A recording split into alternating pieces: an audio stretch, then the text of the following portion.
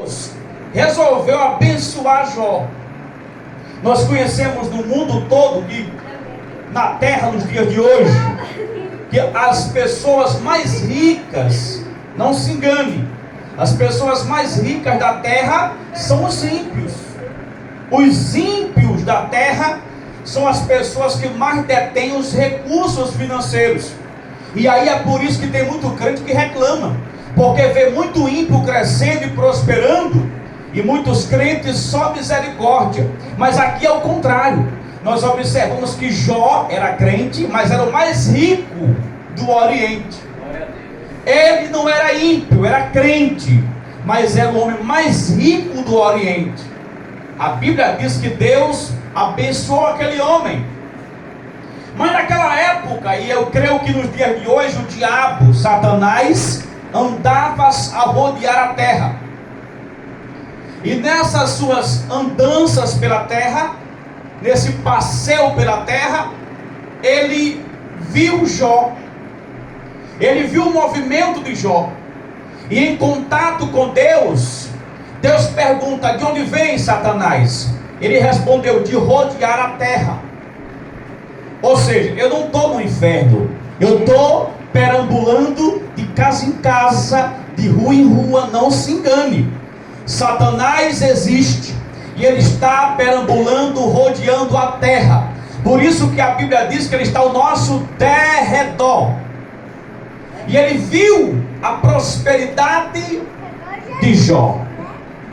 Mas o que me chama a atenção, eu gostaria que você se atentasse para isso, você que me assiste também, é que este homem, pastora, ele incomodou, este homem Jó incomodou Satanás. Com o quê? Com a sua prosperidade. E isso é muito forte. Jó causou inveja até no diabo. Já parou para pensar que Jó colocou inveja até em Satanás? Esse é o grande homem de Deus. Homens e mulheres de Deus, verdadeiramente fiéis a Deus, entenda uma coisa: colocam o Satanás para ficar preocupado. Ele fica com inveja. Sim, o diabo tem poder? Tem. Mas quando o homem ou a mulher é de Deus, verdadeiramente, o diabo fica com inveja. O diabo ficou invejoso com a prosperidade de Jó. Por quê? Porque tem gente aí ficando rica, próspera. Por quê? Porque fizeram um pacto com o diabo. Aí o diabo deu riqueza, prosperidade, mas aqui não. O diabo não deu riqueza a Jó, foi o próprio Deus que o abençoou. E aí a raiva dele é essa: o diabo não suporta ver um crente crescendo, porque Deus o abençoou ele. Glória a Deus. O diabo se alegra, pastora, quando ele vê um crente roubando, matando e ficando rico, porque ele sabe que aquela riqueza vai murchar depois. Aleluia. Então o diabo fica sorrindo, mas ele fica preocupado quando vê a igreja crescer, quando vê o crente prosperar, com a mão de Deus sobre aquele ambiente. Aí ele sabe que ali tem Deus, e o crente está prosperando porque Deus está fazendo. E aí ele não tem o que dizer. Aí ele diz assim: é Deus, ele está feliz, é fiel a ti, é muito fiel, porque você abençoa ele muito. Tire tudo que ele tem, para ver se ele ainda é o mesmo Jó. A Bíblia diz que Deus permitiu que ele tocasse. Você conhece a Bíblia, sabe como aconteceu? Ele volta e tocou somente no que ele possuía, e não na pessoa de Jó, e não na alma de Jó. Sabe por quê? Porque crente tem dono. Uma casa pode se acabar, alguém faz de novo, mas a alma da pessoa foi Deus que fez. Porque isso aqui, essa parede, foi um pedreiro, mas a pessoa é Deus que é o autor da vida. Ninguém pode, o diabo não pode. Ei, se Deus não permitir, ninguém pode tirar a vida de ninguém. Se Deus não permitir, o diabo não pode tocar em alma de ninguém, porque a alma pertence a Deus. Então por isso que ele falou assim: pode tirar tudo menos a vida de Jó, porque ele é meu servo, ele é meu, eu estou cuidando dele. E Deus já sabia que ali havia um coração grato, um coração que não tinha ali raízes no que lhe possuía. Era um coração focado no céu. Então Deus já sabia que se Jó perdesse tudo, ele não perderia o contato com Deus. O diabo pensava que Jó era crente interesseiro, mas Deus já sabia que aquele homem era um homem crente em Jesus Cristo. Ei, a Bíblia diz que o diabo vai e toca em tudo que Jó possuía. Mas Jó fica o quê? Sem esposa, fica sem filhos, fica sem animais, fica sem nada. E ele está onde? No chão, ferido, com a lepra, com a chaga, todo atormentado. Aí você me pergunta, pastor, uma pessoa na condição de Jó, nos dias de hoje, uma pessoa nas condições de Jó, como essa pessoa se comportaria? Primeiro, ficaria calado, sem dar uma palavra. Uma pessoa que perde tudo de um nada, sem explicação, primeiro, poderia ficar calado, sem palavra. E alguém perguntaria assim: o que aconteceu, irmão? Não sei, irmão, eu estou sem palavra. Ou a opção número 2, Aldair, talvez nos dias de hoje, uma pessoa ficava desesperado e reclamando da vida. Alguém dizia assim: o que aconteceu? Rapaz, eu estou desesperado, eu estou murmurando, estou reclamando.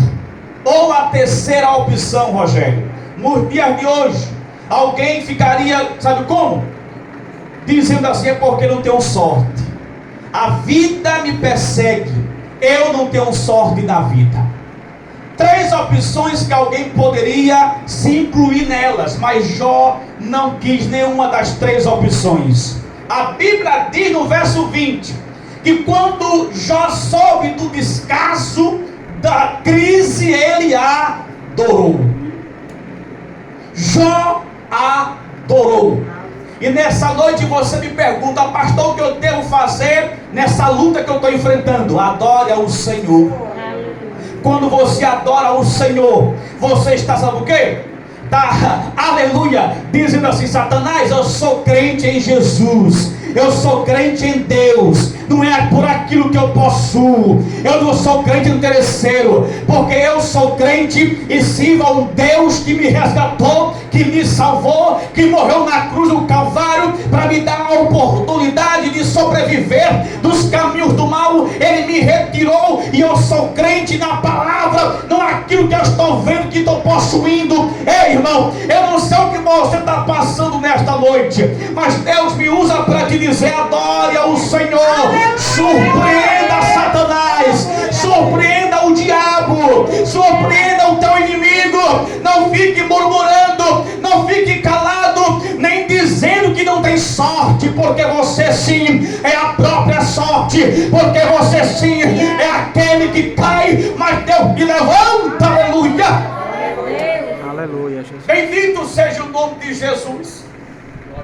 A Bíblia vai dizer que Jó, ele estava no chão, desprezado, sem nada. Mas eu começo a meditar e aprendo algo muito grande nessa palavra. É que ele tinha agora a oportunidade de abandonar tudo, como a mulher dele fez, de começar a culpar A, B, C e D pelo seu pecado. Porque eu estou assim, porque alguém não me ajudou. Porque tem gente que é assim: se está gripado, é porque a culpa é dos outros. A pessoa não está empregado porque alguém não está orando, por isso que eu estou empregado. Mas se alguém pagasse preço por mim, o negócio para mim dava certo. E porque não se casou? Porque não tem sorte. Aí começa a botar culpa em A e botar culpa em B. Foi assim que os amigos dele fizeram, culparam Jó de tamanho prejuízo. Mas não era Jó o culpado. As pessoas acabam fracassando, por exemplo, e a culpa é dos outros. Não, assuma o seu prejuízo. Mas aqui nem Jó tinha culpa. Ele não botou culpa no jogo de baralho. Foi uma macumba, não foi uma macumba não. Ele estava simplesmente dizendo assim: Senhor, eu te adoro, eu vim nu para a terra, e se for preciso eu volto nu do mesmo jeito. E isso causou inveja em Satanás. Você quer, aleluia, causar inveja no diabo? Adore ao Senhor. Deus falou comigo hoje à tarde em casa e disse assim: meu filho, Jó tinha a oportunidade de chutar o pau da barraca agora, mas ele ficou guardado por Deus, seguro na minha obra, na minha vontade. Sabe por quê? Porque Jó era crente, não crente de chamado, crente de banco, crente de cargo, crente de ministério. Ele era crente em Jesus. Aleluia, Deus. Aquele que é crente em Jesus, ele jamais desiste na dificuldade. Aquele que só é crente porque tem um cargo, se perder o cargo, não vem mais para a igreja com raiva. Aquele que é crente, que serve a Deus, que está prosperando, é uma bênção só porque ele tem oportunidade na igreja. Se sanar a oportunidade, talvez não venha mais para a igreja. Aquele que é crente porque adora as pessoas da igreja, gosta muito do pregador. Se o pregador morrer ou cair, a pessoa fracassa. Mas Jó era crente em Jesus. Ele é crente em Deus.